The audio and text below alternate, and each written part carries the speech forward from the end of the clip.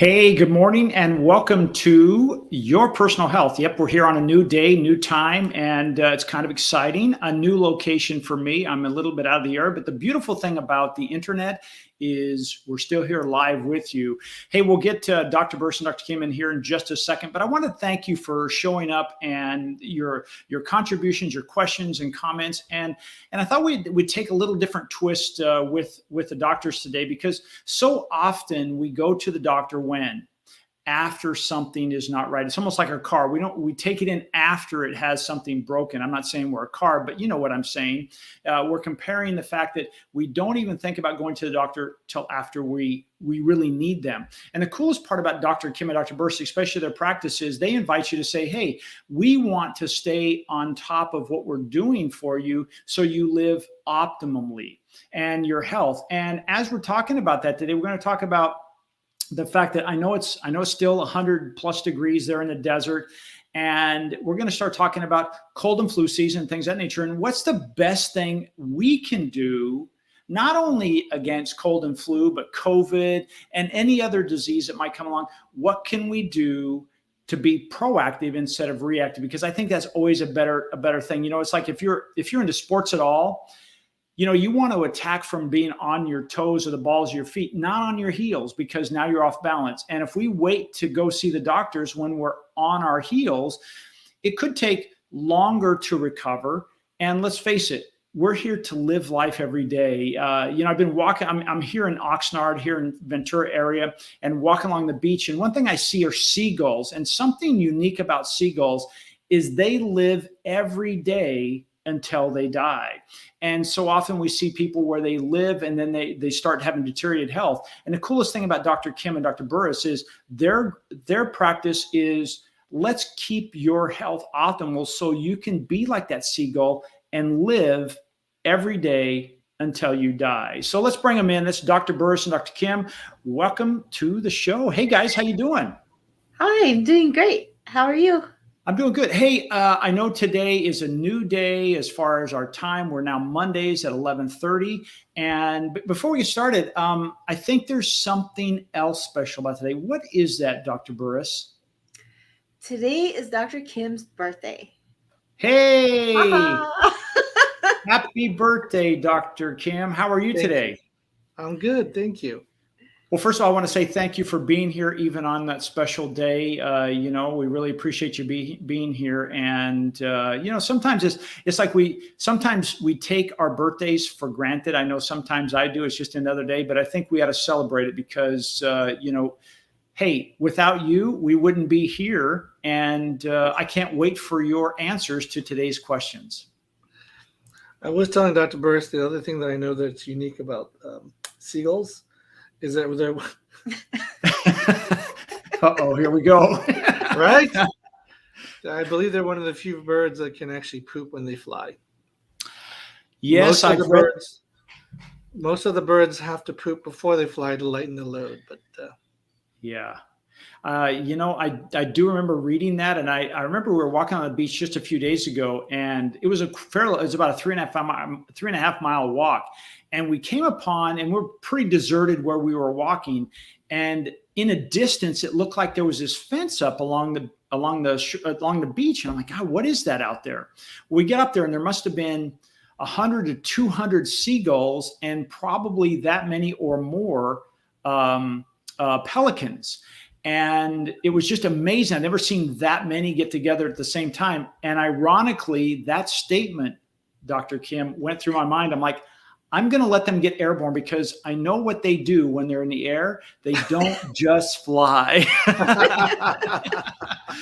So thanks for reminding me of that memory. So, hey, today I really want to press you guys a little bit and share with our audience that what can we do to prevent this cold and flu season from infecting us, or the COVID, or whatever it may be? What can we do to really, what powers do we have that we can say, hey, you know what, let's put a shield on and make us less susceptible to these things?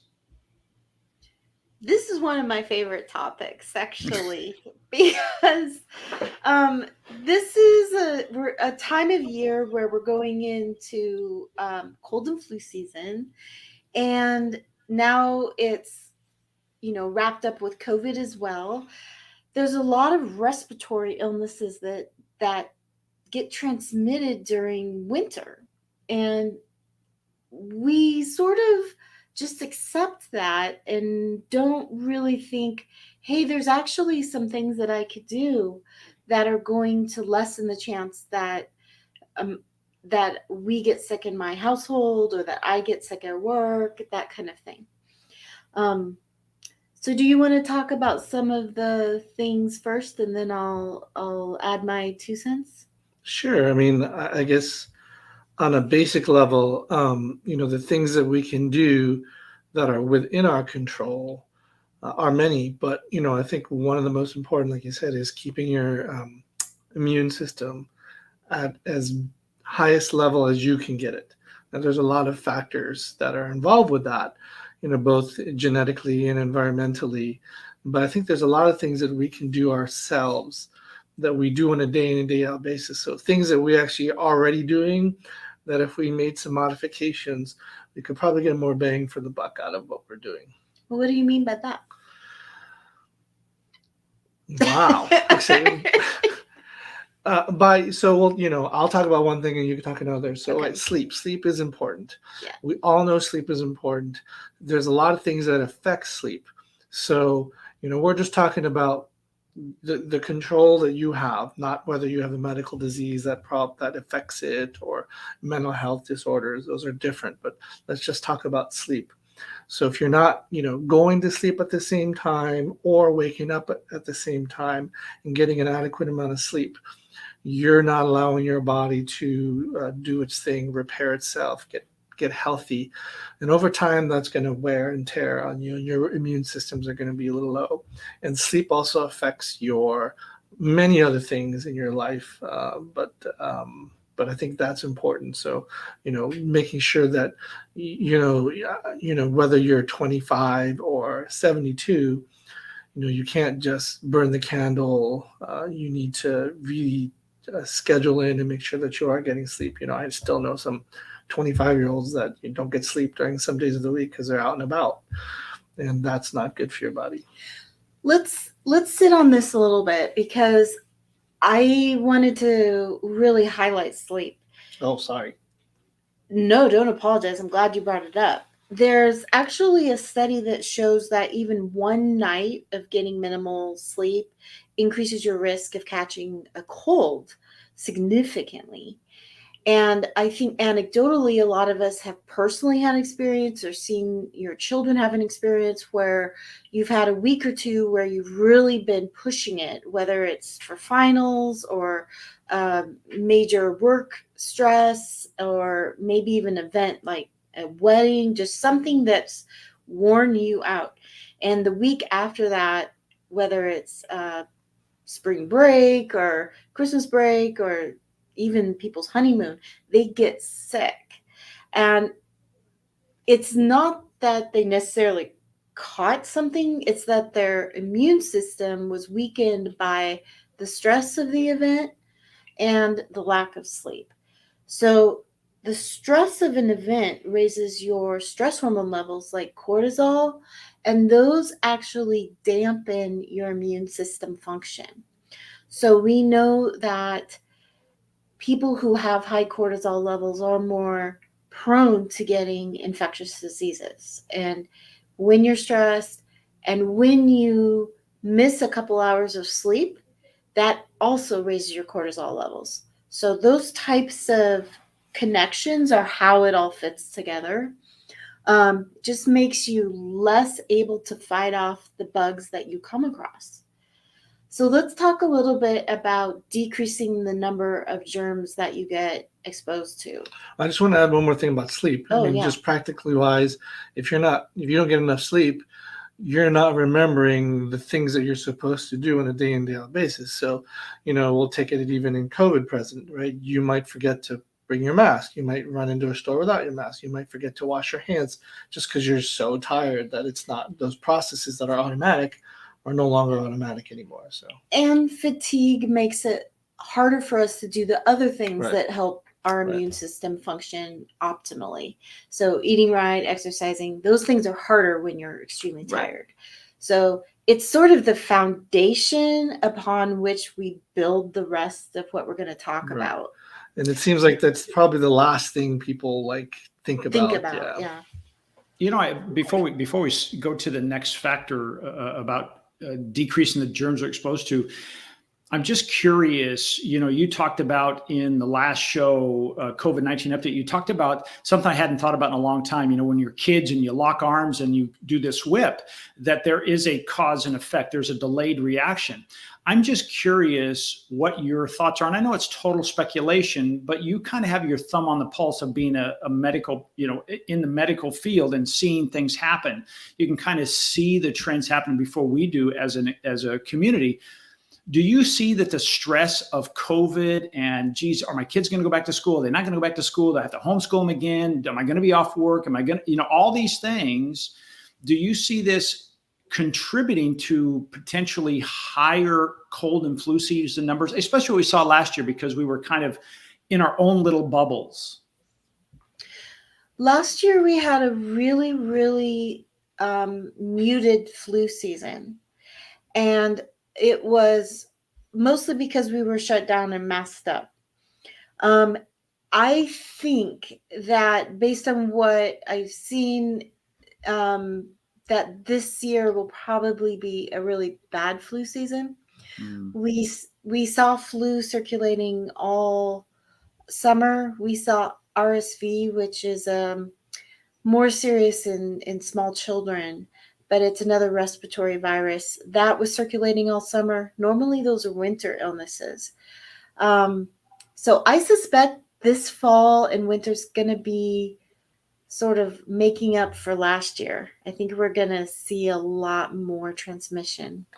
So I do think there is a loose correlation in the sense that stress goes with, you know, as we're out and about doing things, and COVID adding to that.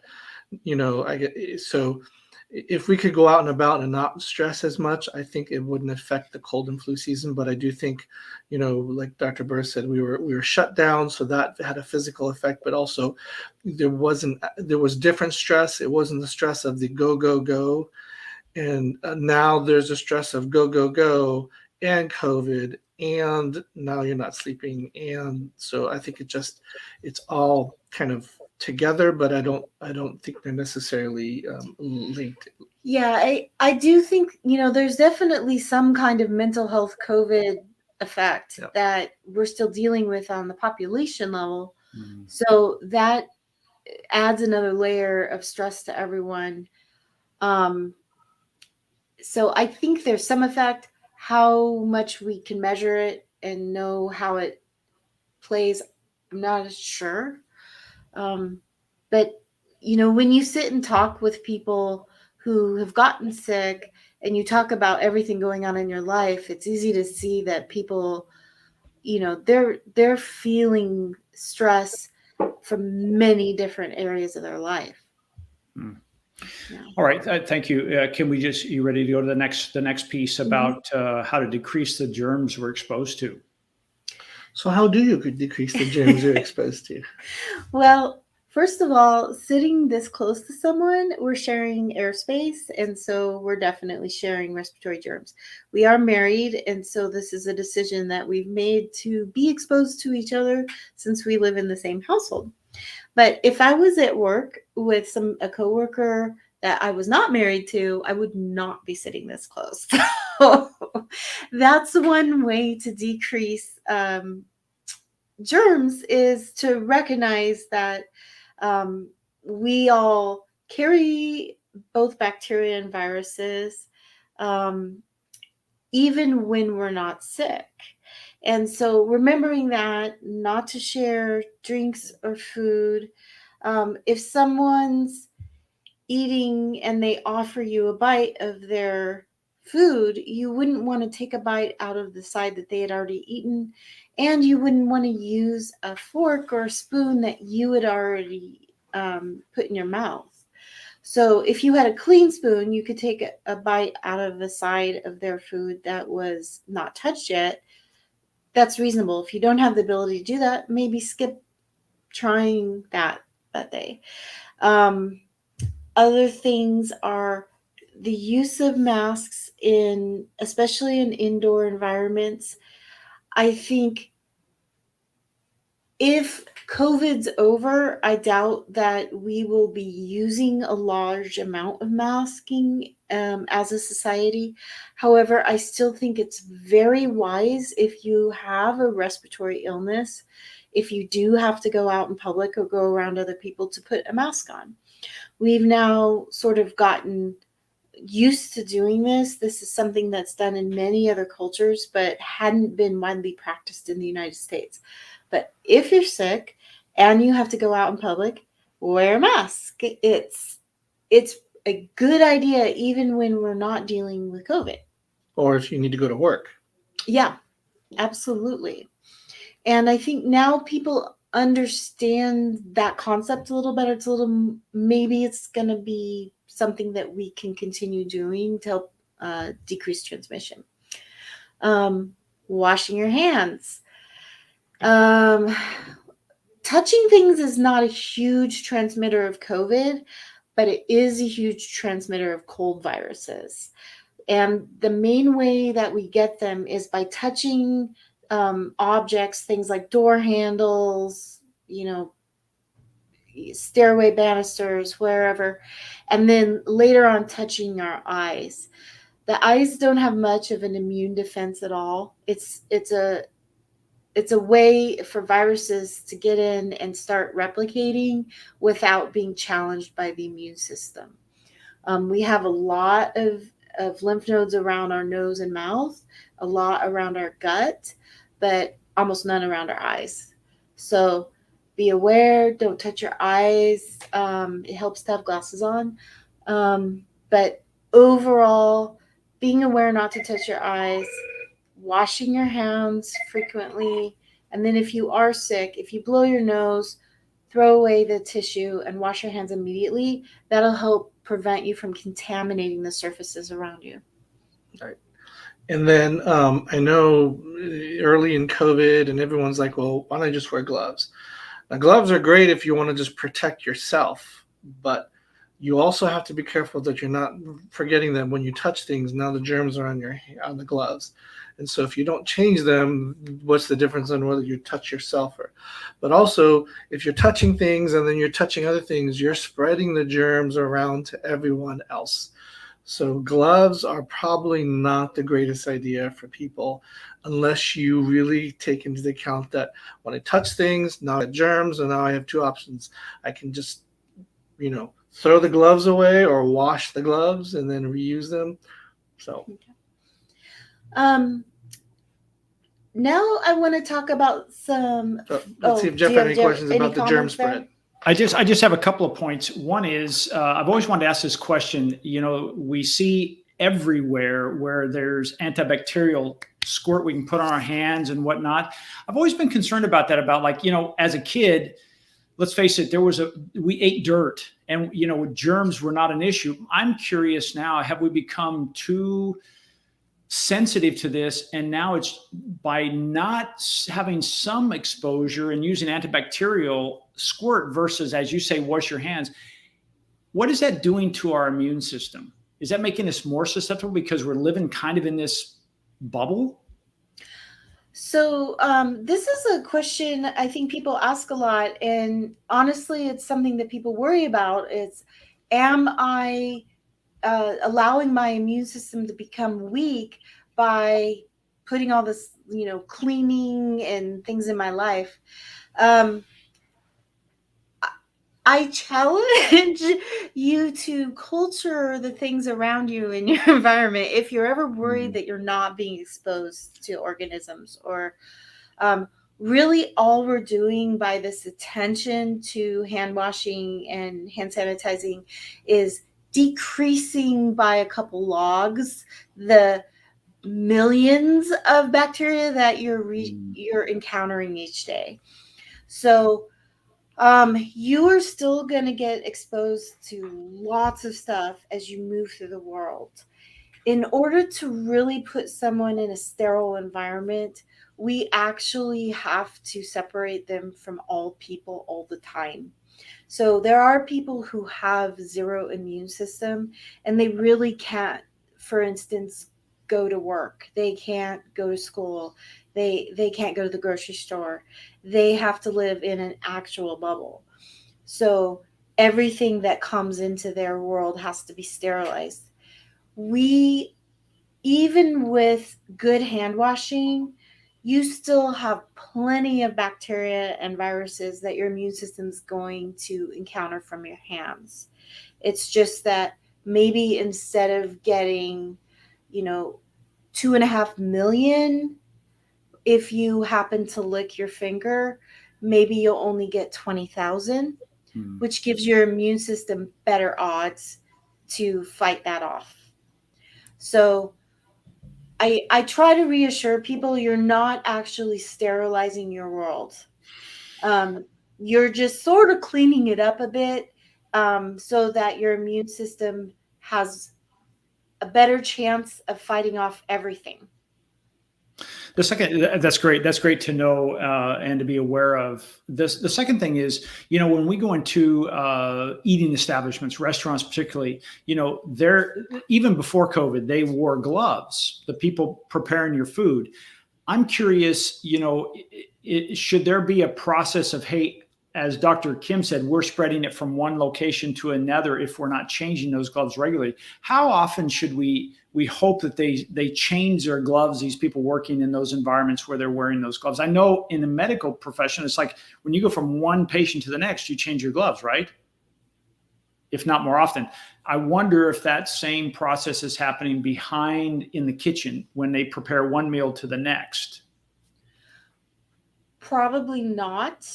There are food safety rules. If they're preparing food and they switch to a task like ringing someone up at a register, they should definitely remove gloves, do the money, wash their hands, and then put new gloves on. You're supposed to do that. How often that actually happens in real life? Yeah, I think it really depends on the station you're at. If you're at the, we'll take Subways, for example. If you're making the sandwiches, there's no reason why you couldn't have one pair of gloves and you're making the sandwiches, that you're really not transmitting stuff. But if you go from there and then you put stuff in and then you go to the oven to toast things and you go back and then you go to something else and you ring someone up and then you come back, those are where you're now transferring things. One of the things that they often do in those type of restaurants, which is for food safety, is they have a different person doing meats and cheeses from the vegetables, because you're going to transfer some foodborne pathogens from meat to vegetables if you are doing both. So that's really not much of a risk for a respiratory virus. That's more of a risk for a foodborne bacteria or virus, something like norovirus or E. coli.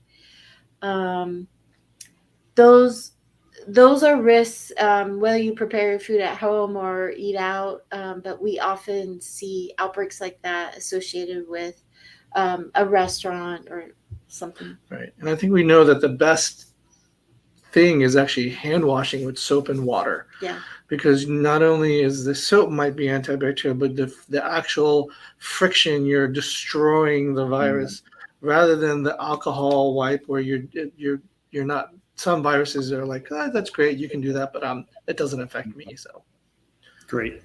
Thank you very much. Okay, so what's our next topic? Our next topic is sunshine as it pertains to vitamin D. So vitamin D is something that has been shown to help our immune systems function optimally. And we know that people who have low vitamin D have problems building strong bones, but their immune systems are also not optimized. So in the winter, a lot of people are indoors more because it's cold. And especially in other climates, their days are shorter, and so they get less sun exposure. And it's one of the things that I recommend if people are not outside for a half an hour a day in the sunshine, that they go ahead and take a vitamin D supplement. And especially in the winter during cold and flu season, if people are indoors more, it's something to consider doing. Then one caveat I have is you'll want to talk to your doctor about doing that if you have any history of kidney stones, because there's always a calcium overload. So we want to make sure that people are consulting with their doctors, but in general, for people without underlying medical conditions, a vitamin D supplement in the winter is worth considering. Yeah. The other caveats I'd say, certain medications react worse in the sun. So if you're on certain medications, you do want to talk to your doctor about whether you can go out some antibiotics and other things. Right. And then certainly too much sun is not good for you, because then it increases your risk for cancer of the skin. So. And honestly, it's one of the things that we've seen more of recently is more vitamin D deficiency, because people are sun aware.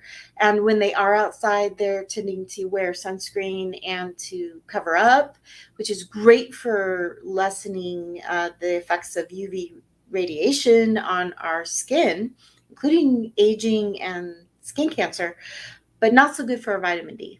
So that's that. Exercise is also really helpful. It helps you get better sleep. It helps you with aches and pains, so you're moving better. It helps to keep things going. But one of the things that happens often with our patients who are really good at exercising is that they get dehydrated.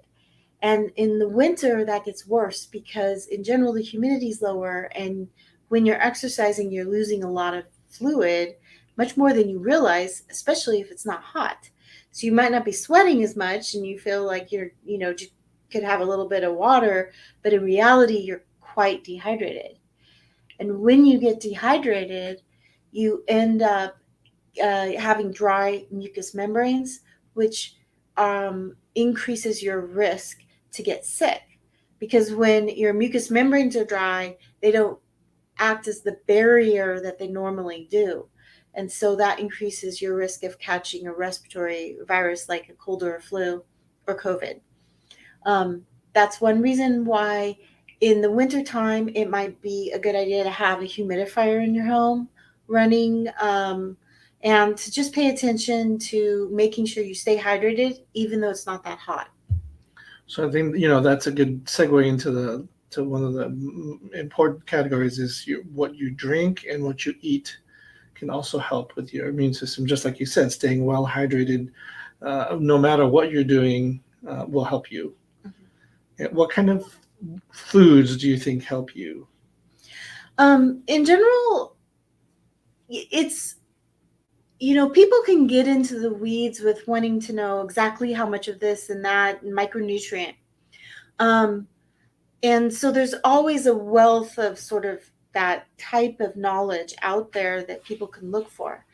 But I encourage people, if, I just want to know, can I do something easy to sort of maximize things?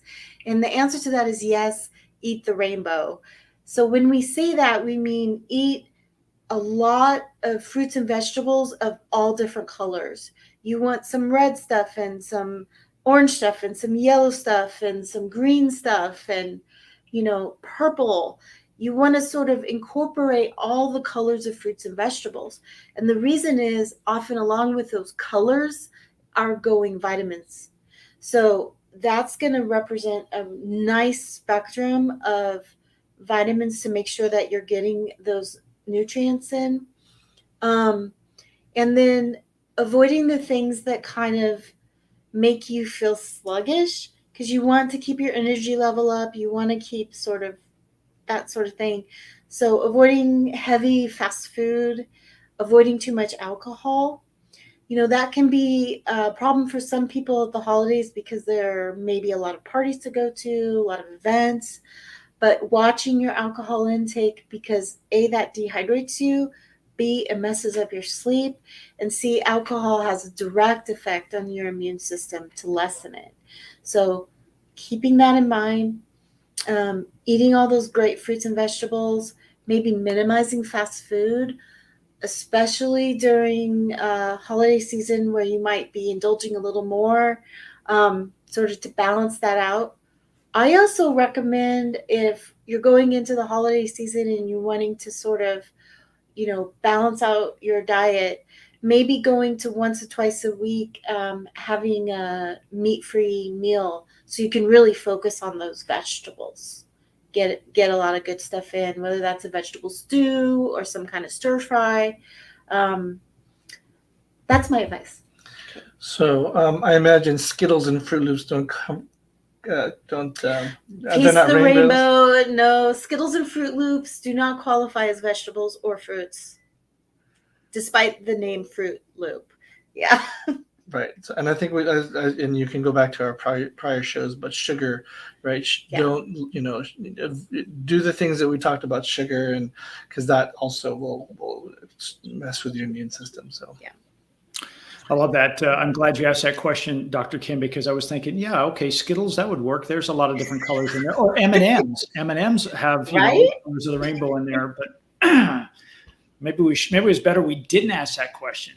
Then we'd be okay. No, actually, I think that was great. Guys, anything else that we're talking about? Because today we're talking about what can we do to improve our immune system as we move into that cold and flu season, but not just cold and flu, but overall in general. And what we've talked about so far is sleep, decrease in our exposure, reduce our stress, wash our hands, exercise, and to be aware of what we eat and drink, because some of these things that we put in our body, like Skittles maybe, or alcohol, are not increasing our immune, but actually deteriorating. Anything else that we need to know about? No, I think this, at least for me, this is a good, there's a lot of things we can do, but these are things everyone does on an everyday basis. So making tweaks, even on one or two of them, are going to give you a good bang for your buck. And I do recommend people take a multivitamin, just to kind of help fill in any gaps that might be there that day, and just sort of optimize things. So multivitamin, make sure you get your D, eat your rainbow, sleep, and drink plenty of fluids. I love that. Eat the rainbow. Because the last time somebody said eat the frog, I'm like, the rainbow sounds so much more inviting. Yeah, it sounds like I can work with that. Guys, I just want to say thank you again for taking some time today and going through this, because again, so many people think about going to the doctor when something is wrong versus saying, wait a minute, am I doing everything I can on my end to stay healthy? And I don't think you've said anything here that's difficult. Hey, get more sleep, decrease your exposure. Like you said, you guys are from the same household, staying close. But if I'm at work, keeping that distance, maybe wearing a mask, and reducing the stress. Like you said, when the stress goes up, sometimes it's associated with sleep. And, we're staying up all night thinking about something instead of saying, hey, let's get some sleep so our body can recover and recuperate. So I think that's good. The washing the hands, I love that, because, again, we see those little pump stations everywhere. I know now it's okay to use that because I'm not the boy in the bubble. No offense to the boy in the bubble, but it's okay. And exercise, I love that. What we eat and drink, excellent. And then you threw in the idea of, hey, go ahead and put that vitamin, the multivitamin in there to get that vitamin D. Because I had one question about the idea, and you have to go deep into it, but I'm curious when you said, when we put that sunscreen on there, do we have an idea of when we put the sunscreen on, let's say we put a 30 SPF on there, what does that do in reducing our body actually getting the benefits of the sun and getting our vitamin D? If you apply sunscreen appropriately, which most of us do not, it's very effective at decreasing your vitamin D production. So it's sort of one of those pros and cons of sunlight. If you get it does some damage to your skin, but it also makes vitamin D. So if you are effective at preventing UV penetration, you will not get the vitamin D production. Gotcha. Well, I just want to point out today is Dr. Kim's birthday again, and no show with Dr. Kim and his birthday would be complete without actually let's wrapping up with the Swiss cheese model. And Dr. Kim, if you'll walk us through this, because no one can walk us through that Swiss cheese model as well as you do. So here we go. Well, I think this is about respiratory viruses and COVID, but you can apply that to anything. What we talked about, all the things we do, right? You have something that you're either trying to avoid or get to, and there's you. And so the more things that you can do will either get you to your goal or prevent you from getting your goal. So we'll take COVID, for example. We want to stay as far away from COVID as we can. And the Swiss cheese model, all it says is everything is not perfect. You can see holes in everything. But the more layers, the more things you do, the more you're going to be protected. It's not 100% guarantee. Nothing in life is except for taxes and death. But, the more that you can put in, the better. And some are just, always there, like the vaccine. You don't have to remember. Once you get it, it's there. You don't have to be like, man, did I put my vaccine on today or not? Mm. So that's why it's really effective. But the other things are just as good and together.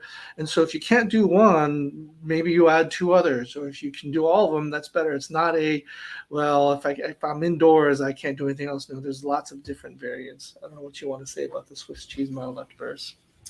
No, I think that was good. And noticing that there are some things that you have control over and some things that you don't. So I don't have control over whether the person that I'm standing next to in a crowd is vaccinated.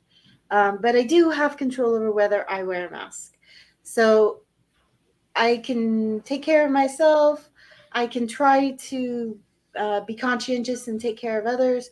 But there's some things that I can't control, and recognizing that I'll maximize the things within my control and then sort of do my best with the other stuff, but I'm not going to be able to have it exactly the way I want it all the time. I love it. Guys, hey, thank you so much for being here today. Before you go, I just want to point out that this is Dr. Kim and Dr. Burris, and they own Coachella Valley Direct Primary Care Physicians. Their information is on the screen. If you like the way they do business, give them a call at 760-642-5549. That's 760-642-5549. They're located in Rancho Mirage. It is a membership-based program, and it just gives you, I'll let them explain real quickly what that means, but the difference is it's primary care the way we used to think about it. If you're old enough and I say Dr. Welby, you know exactly what I'm talking about. If not, then they will be your Dr. Welbys from here on in. Guys, take a second and tell us a little bit about the direct primary care physician model real quick. Yep. So we have been in the doctoring business for a long time in many different cities and different various aspects. And we wanted to help people and really focus on people and feel like that's what we're doing. And so we think insurance is great. It has its important parts, but for primary care, it's gotten to the point where it was not working for anyone, either the physician or our patients, or even as a patient ourselves, because the patient no longer became the focus. And so we decided to go to a direct primary care model, and it really is just we have a direct relationship with each of our patients. It's on a membership basis so that we can spend the time and give value and text. When you text us, we'll text you back. You can call us. We have a great medical assistant. Her name is Erica. She's very knowledgeable, and we work as a team to help people get better. And that's all we focus on, and that's what we want to do. So we have hour-long visits if we need to. We'll come in after hours on the weekends because we're not burnt out, because you're not upset that there's 40 million people in the clinic, and it just runs in a better way. Anything else you wanted to say, Dr. Burris? No, I think that's good. As you can see, it's very relaxed here because they're just real people helping us on the other side. Guys, thank you so very much today. Dr. Kim, have a great, happy birthday. Dr. Burris, thank you for being here and really shedding some light on, hey, how can we keep our immune system strong? Share this with somebody else. And, just like everything else, if we do that, share with one other person, next thing you know, our little environment, if you will, are much healthier. So share the message. And in the meantime, we'll see you next Monday. Our show's COVID-19 update is on Monday at 11 a.m. Pacific Standard Time, followed right behind that by Your Personal Health, talking about things that are important to keep you healthy, like today, keeping your immune system healthy. Guys, thank you so much. Have a great week. And if you have any questions, please reach out to Dr. Kim or Dr. Burris, 760-642-5549. If you're watching this in a replay, just put your questions in the comment and Dr. Burris or Dr. Kim will catch up with you there. Thank you so much, you guys. Be safe out there. Thank you.